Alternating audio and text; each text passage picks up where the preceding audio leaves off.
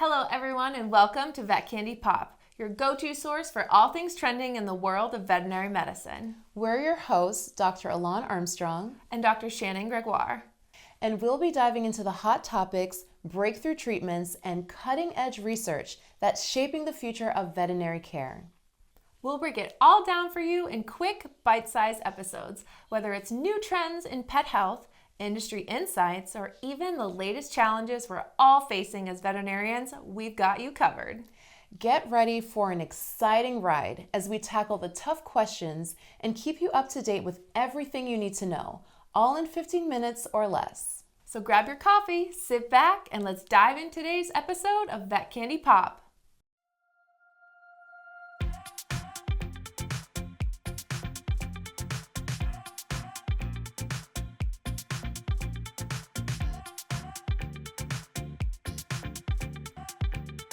Brought to you by PRN Pharmacal, makers of Reconcile, fluoxetine hydrochloride. Learn more at reconcile.com.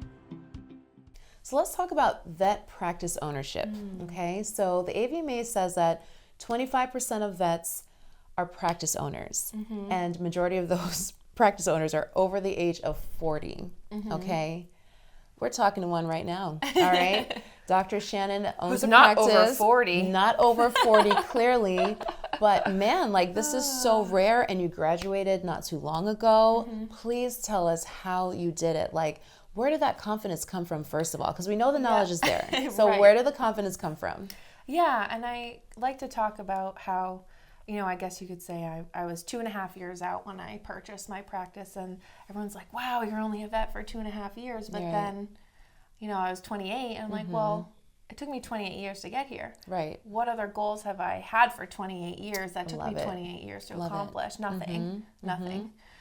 So when you look at it from that standpoint, it's taken my entire life, Right. which is a huge investment. Absolutely. I didn't expect it to happen this way, but I think my career is nothing like I thought it would look like. I pictured myself at my first job for 5, 7, Right. however many years until I because it was an independent practice. So I was like, oh, maybe I'll buy this one or I'll work here until I find what I want, because I was like fine with my situation.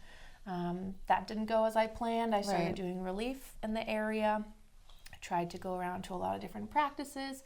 You meet a lot of people, you get a lot of networking. One of the practices that I ended up doing relief at is the practice that I bought. That's genius. So you never know. You Yeah. don't have to pay for a listing agency or anything like that Right. for the practice. Saved us both a lot of Saved money. money, yeah.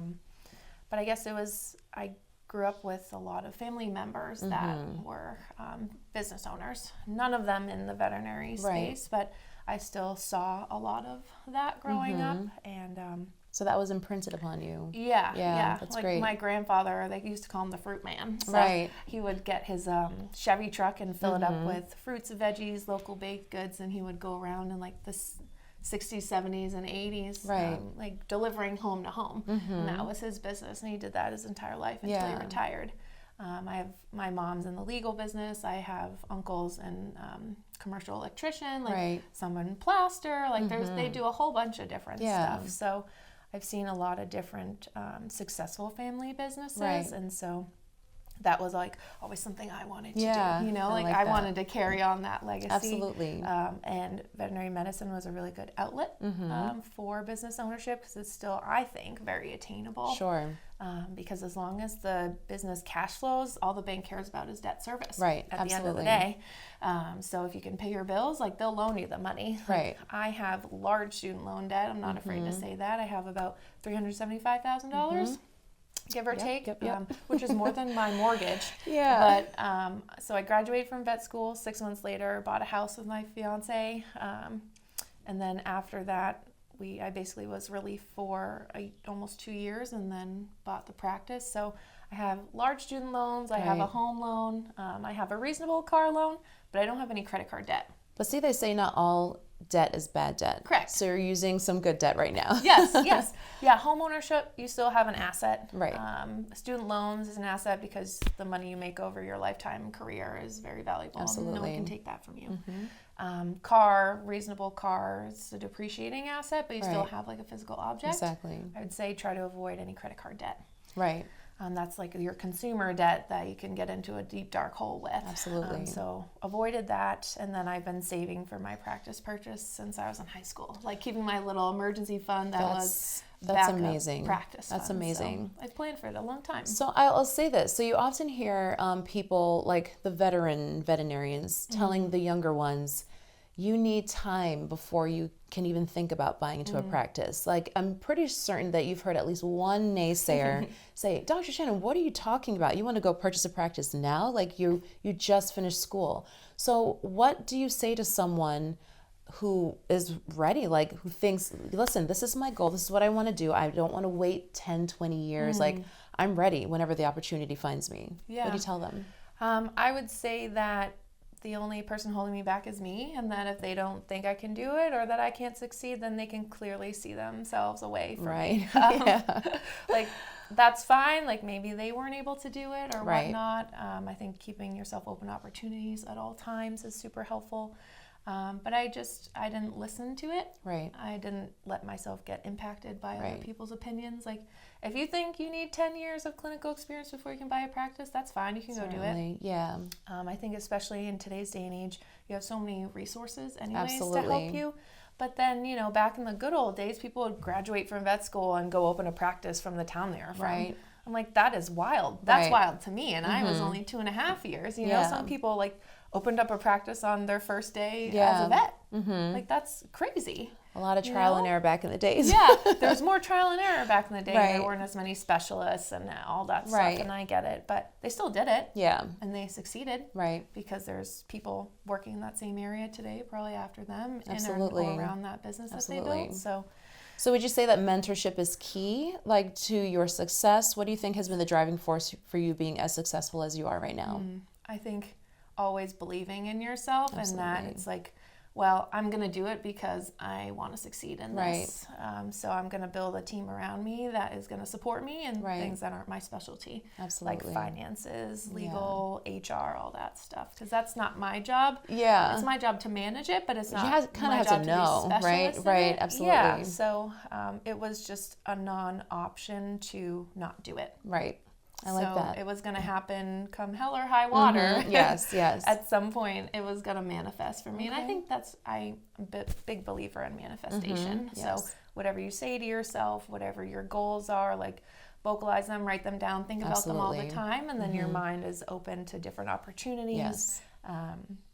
And ability to kind of see things differently and to Right. kind of change your mindset as to one that's going to accomplish something versus course. someone who's just so paralyzed and Right. afraid to start, that you just have to go for it. And I think I just jump into things, like Right. how I did relief and I started my own relief business. Like, that was scary, but I was like, well, I'm here now. I guess I'm going to do it. And I Yeah. just like found someone that could help me, and I went and did it. Right. Right. And then I found this practice, and I was like, well, I'm going to buy it. Right. And the day that I had to give them the biggest check I've ever written in my entire I'm life. sure that felt frightening. Yeah. Yeah. I had some heart palpitations for sure, but I was like, here we go. I can't turn around now. And you just hit the ground running, and then you just do it. Right. You just do it. And I have to say, as far as practice ownership goes, you have the brick and mortar, which is what you have. Then you have your mobile practices too. And that's something that I tried to tap into around the time of COVID, but COVID changed everything, right? So I didn't Yes. really get to invest too much in it, but that's still an option. Anything else as far as veterinary entrepreneurship that you could, talk about?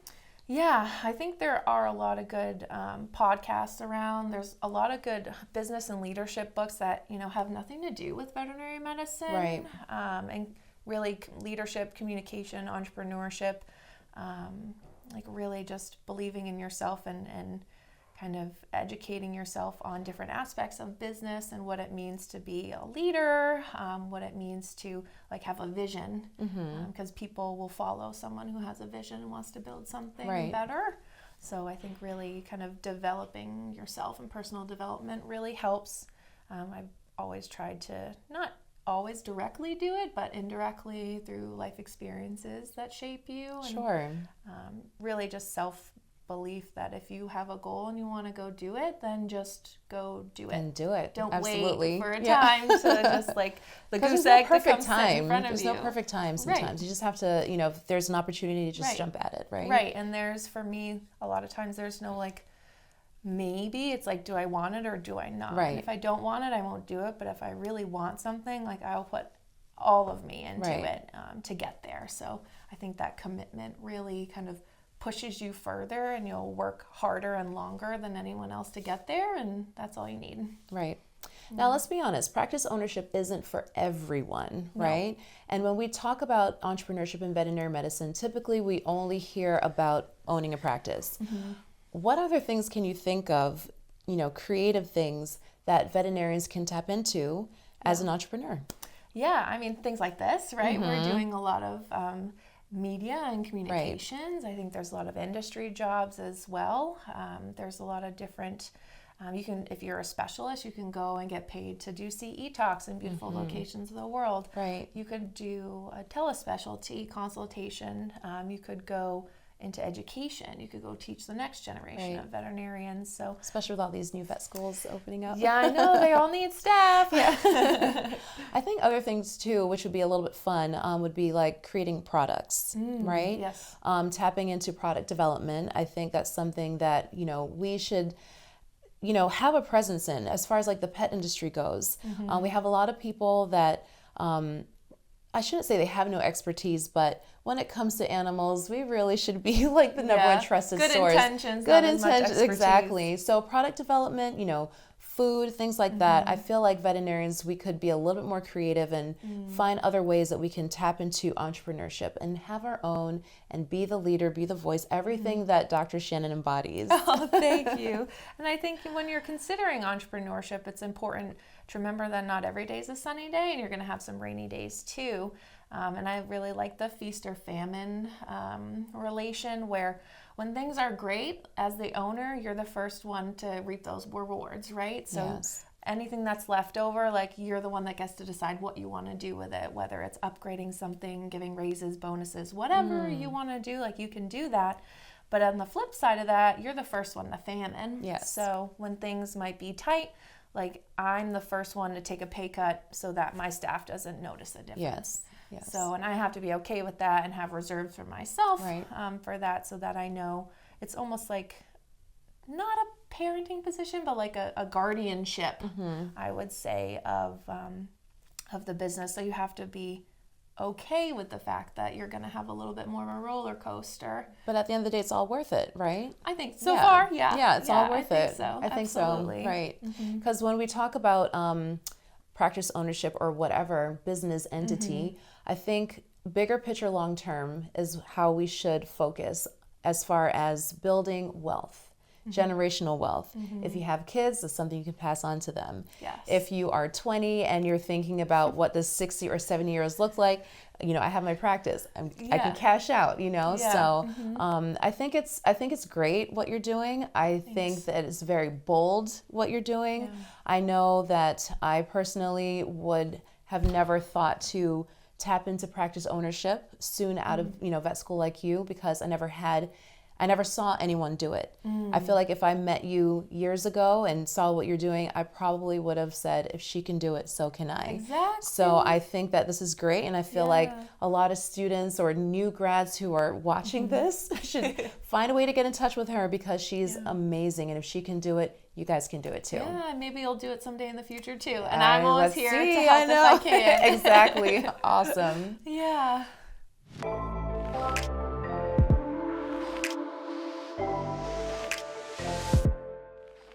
Hello, I'm Dr. Wailani Sung, a veterinary behaviorist and owner of Bay Area Vet Behavior.